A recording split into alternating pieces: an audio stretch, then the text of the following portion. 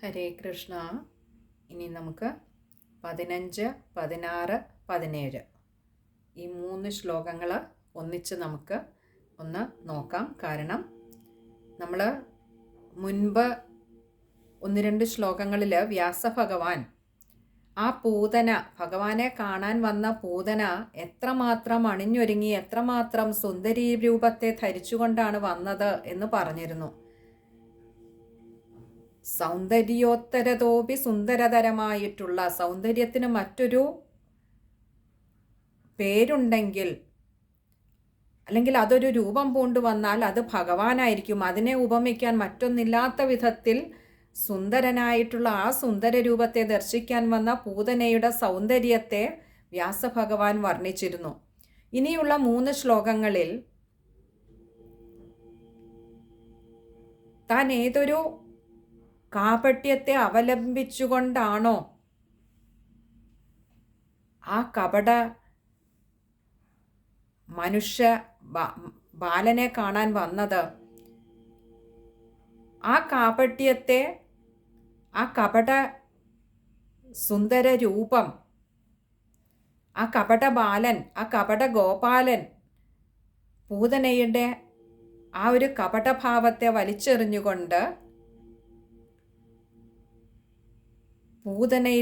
പൂതനയെ പുറത്ത് കാണിച്ച ആ രംഗമാണ് ഇനിയുള്ള 3 ശ്ലോകങ്ങളിലായിട്ട് വർണ്ണിക്കുന്നത്. അവിടെയാണ് പൂതന എന്തായിരുന്നു, എങ്ങനെയായിരുന്നു, പൂതനയുടെ യഥാർത്ഥ രൂപം എന്തായിരുന്നു എന്ന് വർണ്ണിക്കുന്നത്. അപ്പോൾ ഒരിക്കൽ താൻ സ്വീകരിച്ച ആ ഒരു ആ മായാഭാവത്തെ, മായാസുന്ദര രൂപത്തെ, പൂതനയുടെ ആ ഒരു കപടവേഷത്തെ വർണ്ണിച്ചുവെങ്കിൽ, ഇപ്പോൾ അഴിഞ്ഞു വീണ കപടവേഷത്തിനുള്ളിലെ ശരിയായ പൂതനയെ വരച്ച് കാണിച്ചു തരികയാണ് ഇനിയുള്ള 3 ശ്ലോകങ്ങളിൽ. നമുക്ക് ആ ശ്ലോകം നോക്കാം. ആദ്യം 15-ാമത്തെ ശ്ലോകം. ഈശാമാത്രോഗ്രദംഷ്ട്രാസ്യം ഗിരികന്ദരനാസിക ഗണ്ഡശൈലസ്തനം രൗദ്രം പ്രകീർണാരുണമൂർധജം. നമുക്ക് അതിലെ പദങ്ങളുടെ അർത്ഥം നോക്കാം. ഈശാമാത്രോഗ്രദംഷ്ട്രാസ്യം. ഈശാമാത്ര എന്ന് പറഞ്ഞാൽ കലപ്പത്തണ്ട് പോലെയുള്ള എന്ന് പറഞ്ഞാൽ അത്രമാത്രം വിസ്തീർണമുള്ള ഉഗ്രദംഷ്ട്ര ആസ്യം. ദംഷ്ട്രകൾ എന്ന് പറഞ്ഞാൽ നമുക്കറിയാം, ഈ സൈഡിൽ നിന്ന് വരുന്ന, വായുടെ സൈഡിൽ നിന്നുള്ള ആ വലിയ കൂർത്ത പല്ലുകളെയാണ് ദംഷ്ട്ര എന്ന് പറയുന്നത്. ഉഗ്രദംഷ്ട്ര എന്ന് പറഞ്ഞാൽ വലിയ ഭയങ്കരമായിട്ടുള്ള ദംഷ്ട്രകളോട് കൂടിയ ആസ്യം. ആസ്യം എന്ന് പറഞ്ഞാൽ മുഖത്തോട് കൂടിയ. അപ്പോൾ കലപ്പത്തണ്ട് പോലെ വളരെ വലിയ ഭയാനകമായ കൂർത്ത ദംഷ്ട്രകളോട് കൂടിയ മുഖമുള്ളവളും, അല്ലെങ്കിൽ അങ്ങനെയുള്ള മുഖത്തോട് കൂടിയവളും. ഗിരികന്ദര നാസികം. കന്ദരം എന്ന് പറഞ്ഞാൽ ഗുഹയാണ്. ഗിരികന്ദര നാസിക. ഗിരി എന്നാൽ പർവ്വതം. അപ്പോൾ മലയിലെ അല്ലെങ്കിൽ പർവ്വതത്തിലെ ഗുഹകൾ കൊത്ത നാസാദ്വാരങ്ങളോട് കൂടിയ.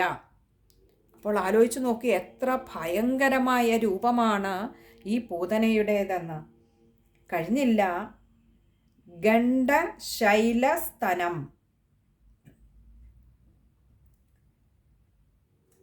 ഗണ്ഡശൈലസ്തനം എന്ന് പറഞ്ഞു കഴിഞ്ഞാൽ ഈ പർവ്വതങ്ങളിൽ നിന്നും, ശൈലം എന്നാൽ പർവ്വതം, ഗണ്ഡശൈലസ്തനം എന്ന് പറഞ്ഞാൽ ഈ പർവ്വതങ്ങളിൽ നിന്നൊക്കെ അടർന്നു വീഴുന്ന വലിയ കൂറ്റൻ പാറക്കല്ലുകളുണ്ട്.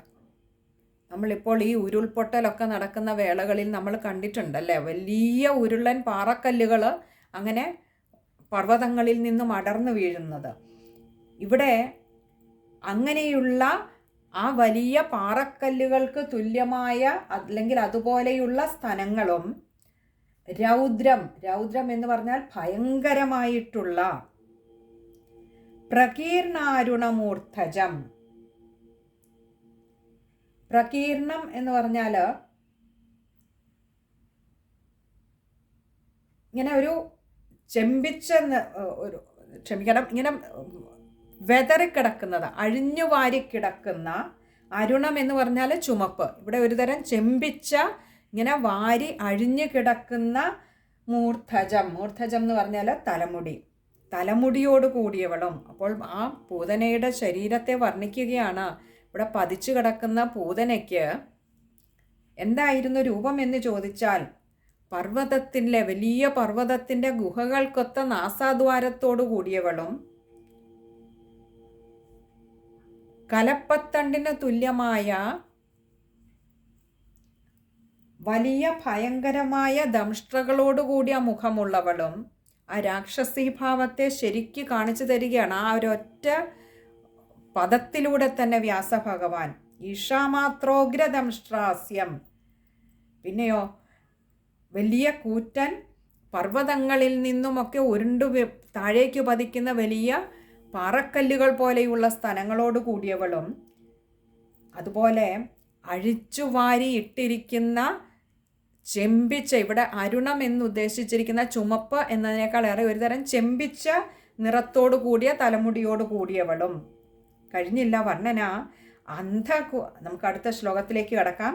അന്ധകൂപ ഗഭീരാക്ഷം പുളിനാരോഹ ഭീഷണം ബദ്ധസേതു ഭുജോർവംഘ്രി ശൂന്യതോയ ഹ്രദോദരം.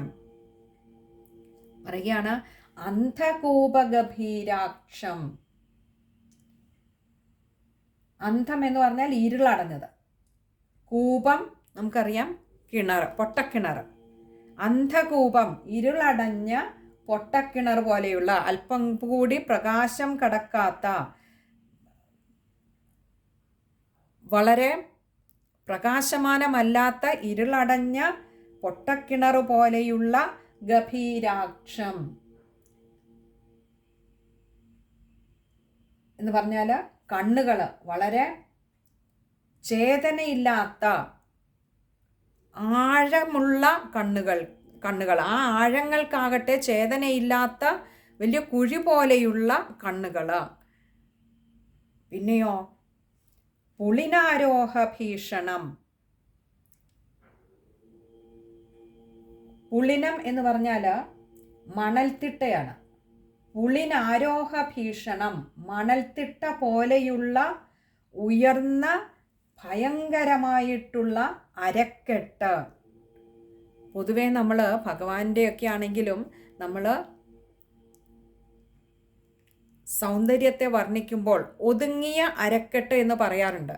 അതൊരു സാത്വിക ഭാവത്തിൻ്റെ ലക്ഷണമായിട്ടാണ് പറയാറുള്ളത്. ഇവിടെ ആ രാക്ഷസീയ ഭാവത്തെ കാണിക്കാൻ വേണ്ടിയാണ് പറഞ്ഞത്. മണൽത്തിട്ട പോലെ ഉയർന്ന അരക്കെട്ടുകൾ, ഭയാനകമായ അരക്കെട്ടുകൾ. പിന്നെയോ ബദ്ധസേതു ഭുജോർവംഘ്രി. ബദ്ധസേതു അണക്കെട്ട് പോലെയുള്ള, ഭുജോർവംഘ്രി.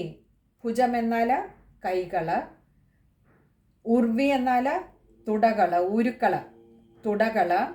പിന്നെയോ അംഘ്രി കാലുകൾ. അപ്പോൾ വലിയ അണക്കെട്ട് പോലെയുള്ളതാണ് കൈകൾ, കാലുകൾ, തുടകൾ എന്ന് പറയുമ്പോൾ അതിൻ്റെ ആ ഒരു വലുപ്പത്തിൻ്റെ ഭയാനകത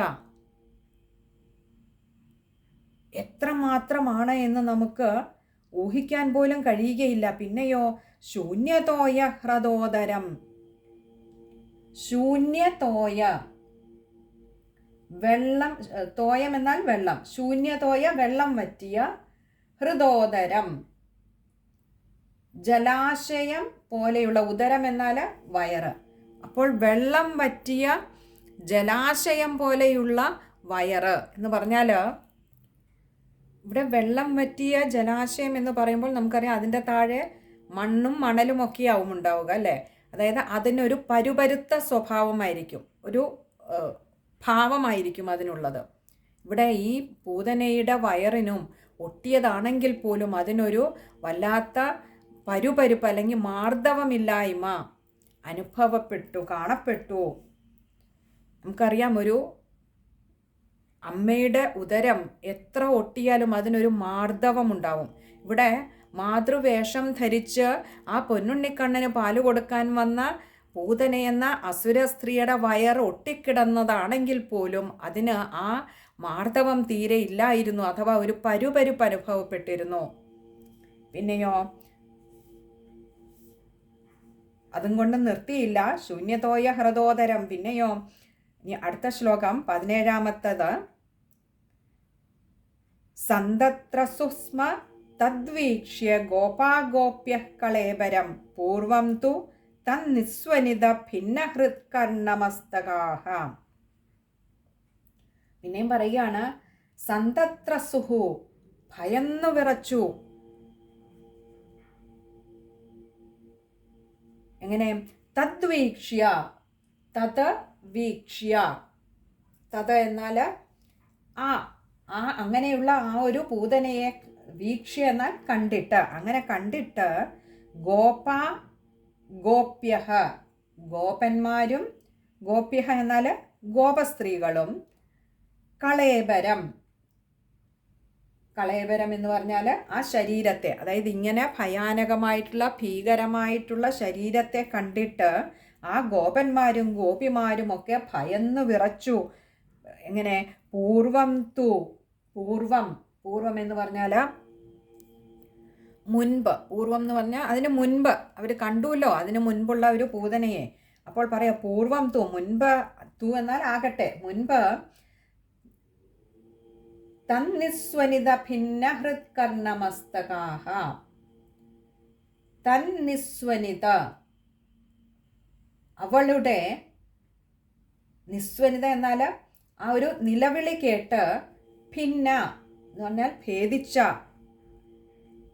ഹൃത്കർണമസ്തകാഹ ഹൃദയവും ചെവികളും, മസ്തകഹ തലയും ഒക്കെ, അങ്ങനെ വളരെ ആ ഒരു ഭീകരതയാണ് ഇവിടെ വർണ്ണിക്കുന്നത്. അതിനെയൊക്കെ ഭിന്നമാക്കി, അഥവാ അതിനെയൊക്കെ ഛേദിച്ചു. അല്ലെങ്കിൽ ഈ തലയും കർണങ്ങളും പിന്നെ ഹൃദയവും ഒക്കെ പിളർക്കുന്ന വിധത്തിലുള്ള ആ ഒരു തൊട്ടു മുൻപ് താൻ കേട്ട ആ നിലവിളി തങ്ങളുടെയൊക്കെ കർണങ്ങളെയും തലയെയും ഹൃദയത്തെയും ഒക്കെ പിളർക്കുന്ന വിധത്തിലുള്ളതായിരുന്നു. അങ്ങനെ നിലവിളിച്ചുകൊണ്ട് നിലം പതിച്ച ആ പൂതനയുടെ ശരീരത്തിൻ്റെ ആ ഒരു ഭയാനകത കണ്ട് ആ ഗോപന്മാരും ഗോപിമാരുമൊക്കെ ഭയന്നു വിറച്ചു.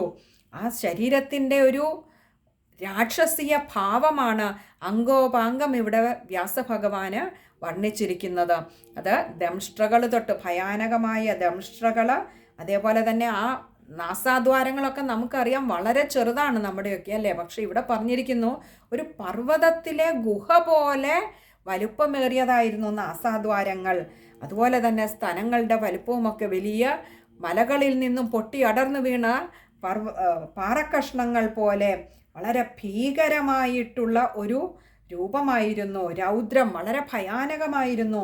അതുപോലെ തന്നെ മുടി അഴിച്ചിട്ട് ചെമ്പൻ നിറത്തിലെ അല്ലെങ്കിൽ ചെമ്പിച്ച നിറത്തിലെ മുടി, തലമുടി അങ്ങനെ അഴിച്ചിട്ട ഒരു രൂപമായിരുന്നു.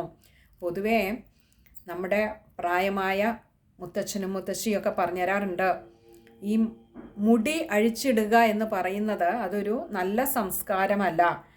നനഞ്ഞ മുടിയുടെ കാര്യമല്ല പറഞ്ഞത്, സാധാരണ മുടി ഉണങ്ങിക്കഴിഞ്ഞാൽ അത് കെട്ടിവെക്കണമെന്ന് പറയാറുണ്ട്.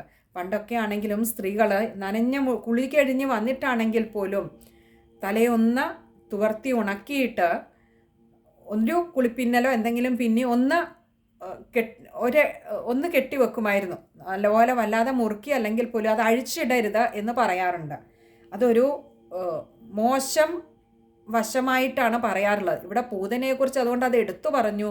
മുടി അഴിച്ചു വിതറിയിട്ടിരിക്കുകയായിരുന്നു. പിന്നെയോ ചെമ്പിച്ച മുടിയായിരുന്നു. ആ നിറത്തിന് പോലും, അല്ലെ, നമുക്കൊക്കെ സൗന്ദര്യത്തിൻ്റെ ലക്ഷണമായിട്ട് മുടിയുടെ കറുപ്പ് എത്രമാത്രം അഴകുള്ള കറുപ്പാണ് എന്ന് കൂടി വർണ്ണിക്കാറുണ്ട് സൗന്ദര്യ ലക്ഷണം പറയുമ്പോൾ. ഇവിടെ പറയാണ് അത് ചെമ്പിച്ച നിറത്തിലായിരുന്നു. പിന്നെയോ കണ്ണുകളുടെ ആ കുഴിയുടെ വലിപ്പം ഒരു പൊട്ടക്കിണറു പോലെ, പ്രകാശം വീഴാത്ത അന്ധത നിറഞ്ഞു നിൽക്കുന്ന, ഇരുട്ട് നിറഞ്ഞു നിൽക്കുന്ന ഒരു പൊട്ടക്കിണറു പോലെ ആഴമേറിയതായിരുന്നു കണ്ണുകൾ. അതേസമയം ചേതനയറ്റവയായിരുന്നു. ആ ഈശ്വരൻ്റെ പ്രഭാവം ഒരല്പം പോലും അവിടെ, ആ ഒരു സാത്വികത ഒരല്പം പോലും അവിടെ കാണാനായില്ല എന്നുള്ളത് കൊണ്ടാണ് ഇരുട്ട് മൂടിയത് എന്ന് പറഞ്ഞത്. കാരണം ആ ശരീരം തന്നെ താമസഗുണത്തിൻ്റെ പ്രതീകമാണ്. അത് പതിച്ചപ്പോഴും അതുകൊണ്ട് തന്നെ അതിലില്ലാത്ത സാത്വികത, അതുവരെ ആ ശരീരം വഹിച്ചിട്ടില്ലാത്ത സാത്വികത നിലം പതിച്ചപ്പോഴും കാണാനായില്ല. പിന്നെയോ മണൽത്തിട്ട പോലത്തെ അരക്കെട്ട്, അതൊക്കെ ആ ശരീരത്തിൻ്റെ വലിപ്പം, ആ വലിപ്പത്തിൻ്റെ ആ ഒരു ഭീകരതയാണ് കാണിച്ചു തരുന്നത് നമുക്കിവിടെ. അതേപോലെ തന്നെ പറഞ്ഞു, അണക്കെട്ട് പോലെയുള്ള കൈകൾ, കാലുകൾ, അതേപോലെ തന്നെ തുടകൾ എന്ന് പറയുമ്പോൾ ആ മാംസത്തിൻ്റെ ആ ഒരു ആധിക്യം കൊണ്ട് അവിടെ അങ്ങനെ തടിച്ചു പൊങ്ങി നിൽക്കുകയും അവിടെ ഇങ്ങനെ മടക്ക് വീണതുപോലെ നിൽക്കുകയും ചെയ്യുന്നു. അതുകൊണ്ടാണ് അണകെട്ടി നിർത്തിയിരിക്കുന്നത്, അണക്കെട്ട് പോലെ എന്ന് പറഞ്ഞത്. അവിടെ അങ്ങനെ തടിച്ചുയർന്നു നിൽക്കുന്നു, അതേസമയം ഇടയ്ക്കിടയ്ക്ക് അങ്ങനെ ഒരു മടക്ക് വീണിരിക്കുന്നു. അത്രമാത്രം ഭയാനകമായ ശരീരം. പിന്നെയോ ഒട്ടിക്കിടക്കുന്ന വയറിലും തൻ്റെ മനസ്സിൻ്റെ ഭീകരത വിളിച്ചോതുന്ന പരുപരുപ്പ് മണൽത്തിട്ട പോലെ തെളിഞ്ഞു കിടക്കുന്നു. അപ്പോൾ ഏതെല്ലാം കപടവേഷം, ഏതെല്ലാം രീതിയിലുള്ള കാപട്യം അവലംബിച്ചുവോ സുന്ദരിയായി മാറാൻ, മറ്റുള്ളവരെയൊക്കെ, ആ ഗോപന്മാരെയും ഗോപിമാരെയും ഒക്കെ, ഗോപസ്ത്രീകളെയും ഒക്കെ മോഹിപ്പിക്കുവാൻ എത്രമാത്രം സൗന്ദര്യത്തിൻ്റെ മേലങ്കി എടുത്ത് അണിഞ്ഞുവോ, ആ പൂതന ഇന്ന് നിലം പതിച്ചപ്പോൾ താൻ അണിഞ്ഞിരുന്ന ആ മേലങ്കി ഇന്ന് അഴിഞ്ഞു വീണപ്പോൾ കണ്ട ആ യഥാർത്ഥ ഭാവം കണ്ട്, ആ ഭയാനക രൂപം കണ്ട് ആ ഗോപന്മാരും ഗോപസ്ത്രീകളും ഒക്കെ അങ്ങനെ ഭയന്നു വിറച്ചു നിന്നു. ആ ഗോപന്മാരും ഗോപസ്ത്രീകളും കാണാൻ ഇടവരാൻ ഉണ്ടായ സംഭവമാണ് അതിനോടൊപ്പം ചേർത്ത് വെച്ചത്. ആ പതിക്കുന്ന സമയത്ത് തൻ്റെ അവസാനത്തെ പ്രാണന്റെ തുടിപ്പും ഭഗവാൻ ആ തൻ്റെ ക്ഷീരത്തോടൊപ്പം വലിച്ചെടുത്തപ്പോൾ ആ പൂതനയുടെ വായിൽ നിന്നും അലറി വിളിച്ച ആ നിലവിളി, അത് കേട്ട് തങ്ങളുടെ കർണങ്ങളും തങ്ങളുടെ തലയും ഹൃദയവുമൊക്കെ ഭേദിക്കപ്പെട്ട നിലയിൽ അത്രമാത്രം ഭീകരമായ ഒരു ശബ്ദമായിരുന്നു അത്. ഘോരമായ ഭയാനകമായ ശബ്ദമായിരുന്നു. അങ്ങനെയുള്ള അവരുടെ മുൻപിൽ, ആ ഗോപന്മാരുടെയും ഗോപസ്ത്രീകളുടെയും മുൻപിലേക്ക് ഈ ഒരു ഭയാനക രൂപം പതിച്ചപ്പോൾ അവരാകെ ഭയന്നു വിറച്ചു നിന്നു. നമ്മൾ മുൻപ് 3 ശ്ലോകങ്ങളിലായിട്ടാണ് വ്യാസഭഗവാൻ ഈ പൂതനയുടെ ശരീര സൗന്ദര്യത്തെ വർണ്ണിച്ചതെങ്കിൽ ഇവിടെ 3 ശ്ലോകങ്ങൾ കൊണ്ട് ആ സൗന്ദര്യത്തിൻ്റെ, ഒരു നാടക നടൻ തൻ്റെ നാടകത്തിലെ വേഷം ആടിക്കഴിഞ്ഞത് അഴിച്ചു വെച്ചാൽ തൻ്റെ ഉള്ളിലെ ആ യഥാർത്ഥ വ്യക്തി പുറത്തു വരുന്നത് പോലെ ഇവിടെ ഈ നാട്യമെല്ലാം അവസാനിപ്പിച്ച് പൂതന നിലം പതിക്കുമ്പോൾ തൻ്റെ ഉള്ളിലെ യഥാർത്ഥ ആ രാക്ഷസീയ ഭാവം പുറത്തു വന്നത് വർണ്ണിക്കാനും വ്യാസഭഗവാന് 3 ശ്ലോകങ്ങളെ വേണ്ടി വന്നുള്ളൂ. ആ ശ്ലോകം കൊണ്ട് തന്നെ, ആ 3 ശ്ലോകങ്ങൾ കൊണ്ട് തന്നെ ആ ഭീകരത മുഴുവൻ ഇവിടെ വ്യാസഭഗവാൻ വർണ്ണിച്ചിരിക്കുന്നു. അതിമനോഹരമായിട്ട് തന്നെ വർണ്ണിച്ചിരിക്കുന്നു. ഒരു പക്ഷേ ഇനിയും കൂടുതൽ വർണ്ണിക്കാൻ ശ്ലോകങ്ങൾ എടുക്കാമായിരുന്നു. പക്ഷേ എന്നിട്ടും ഈ 3 ശ്ലോകങ്ങൾ കൊണ്ട് ആ ഭയാനകതയെ വർണ്ണിക്കാൻ പര്യാപ്തമായ വാക്കുകളുടെ ശരിയായ പ്രയോഗം കൊണ്ട് ആ ഭീകരത മുഴുവൻ വായിക്കുന്ന നമ്മൾ ഓരോരുത്തരുടെയും മനസ്സിലേക്ക് വ്യാസഭഗവാൻ ഇവിടെ കോറിയിട്ട് തരികയായിരുന്നു. മാതൃഭാവം അല്പം പോലും തീണ്ടിയിട്ടില്ലാത്ത പൂതനയെന്ന ആ കപട മാതൃഭാവത്തെ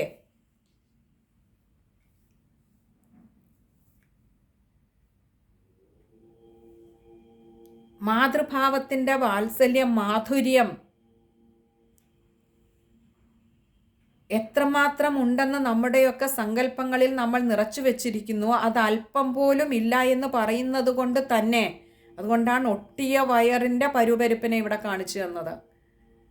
ഇവിടെ വ്യാസഭഗവാൻ ആ ഒരു ഒറ്റ വാക്കുകൊണ്ട് തന്നെ പൂതന എന്ന അസുര സ്ത്രീയിലെ ആ ഘോര രാക്ഷസിയെ വ്യാസഭഗവാൻ ഇവിടെ നമുക്ക് കാണിച്ചു തരികയാണ്. വളരെ ഗംഭീരമായിട്ടാണ് വ്യാസഭഗവാന്റെ വർണ്ണന ഇവിടെ. നമുക്ക് ആ 3 ശ്ലോകങ്ങൾ ഒന്നുകൂടി നോക്കാം. ഈശാമാത്രോഗ്രദംഷ്ട്രാസ്യം ഗിരികന്ദരനാസികം ഗണ്ഡശൈലസ്തനം രൗദ്രം പ്രകീർണാരുണമൂർധജം അന്ധകൂപഗഭീരാക്ഷം പുളിനാരോഹഭീഷണം ബദ്ധസേതുഭുജോർവംഘ്രി ശൂന്യതോയഹൃദോദരം സന്തത്ര സുസ്മ തദ്വീക്ഷ്യ ഗോപാ ഗോപ്യഃ കളേബരം പൂർവം തു തന്നിസ്വനിത ഭിന്ന ഹൃത്കർണമസ്തകാഃ. ഇനി നമുക്ക് ഈ ഒരു ശ്ലോകം വായിക്കുമ്പോൾ ശ്രദ്ധിക്കേണ്ട കാര്യങ്ങളോടി നോക്കാം. ഇവിടെ പലതും ചേർത്ത് വായിക്കേണ്ടതാണ്. പ്രത്യേകിച്ചും 15ാമത്തെ ശ്ലോകം വരുമ്പോൾ ആദ്യത്തെ പാദം തന്നെ ഈശാ മാത്രോഗ്രദംഷ്ട്രാസ്യം, അത് ഗിരികന്ദരനാസികൻ, 2 വാക്കുകളൊക്കെ മാത്രമാണ് ഒരു വരി എഴുതാനായിട്ട് വ്യാസഭഗവാൻ ഉപയോഗിച്ചിരിക്കുന്നത്. അത് കഴിയുന്നതും ചേർത്ത് തന്നെ വായിക്കുക. ഇവിടെ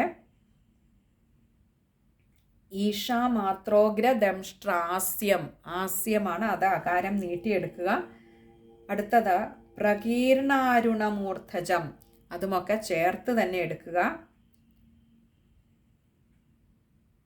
പിന്നെ അതുപോലെ 16ാമത്തെ ശ്ലോകത്തിലേക്ക് വരുമ്പം പുളിനാരോഹ ഭീഷണം, പുളിനാരോഹ, അവിടെ ഒന്ന് അകാരം നീട്ടിയെടുക്കുക. അടുത്തത് ബദ്ധസേതു ഭുജോർവംഘ്രി, ഇവിടെ ഭുജോർ വംഘ്രി അല്ല, ഭുജോർവംഘ്രിയാണ്. അവിടെ വായിക്കുക, അകാരം കൊടുത്ത് വായിക്കുക. പിന്നെ അടുത്ത വരിയിൽ സന്തത്ര സുസ്മ, അവിടെ ചിലപ്പോൾ തുടക്കക്കാർക്ക് ഇച്ചിരി ബുദ്ധിമുട്ട് കാണാം. അവിടെയും ഒരു വിസർഗമുണ്ട്, സന്തത്ര സുസ്മ, അവിടെ ഒരു പകുതി ഹകാരവും കൂടി കൊടുക്കണം.